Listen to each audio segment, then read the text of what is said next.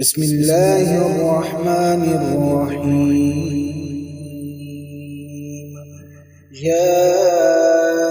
أيها المزمل قم الليل إلا قليلا نصفه أو انقص منه قليلا أو زد عليه ورتل القرآن ترتيلا إنا سنلقي عليك قولا ثقيلا إن ناشئة الليل هي أشد وطئا وأقوم قيلا إن لك في النهار سبحا طويلا واذكر اسم ربك وتبتل إليه تبتيلا رب المشرق والمغرب لا إله إلا هو فاتخذه وكيلا واصبر على ما يقولون واهجرهم هجرا جميلا وذرني والمكذبين أولي النعمة ومهلهم قليلا إن لدينا أنكالا وجحيما وطعاما ذا غصة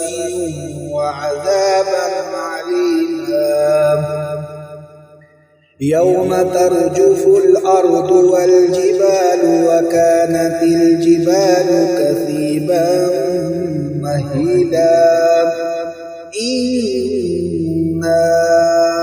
أرسلنا إليكم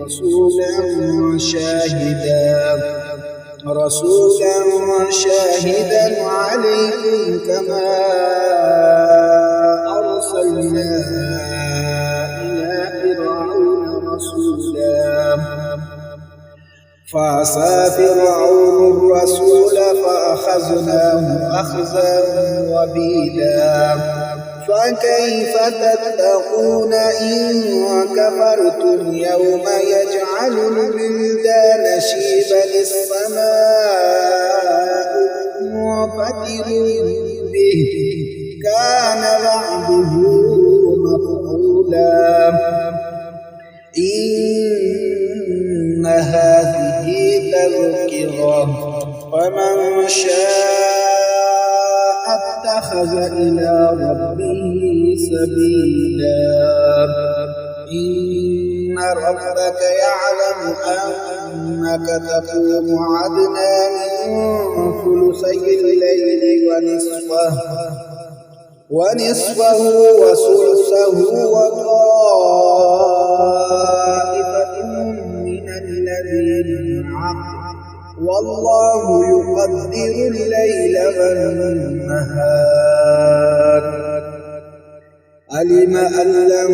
تحصوه فتاب عليكم فاقرؤوا ما تيسر من القرآن علم أن سيكون منكم مرضى وآخرون يضربون في الأرض يبتغون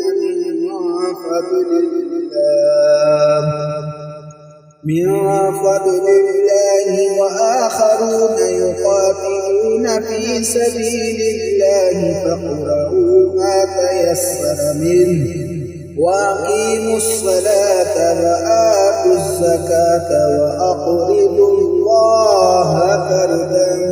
حسنا وما تقدموا لأنفسكم من خير تجدوه عند الله هو خيرا وأعظم أجرا واستغفر الله إن الله غفور رحيم صدق الله مولانا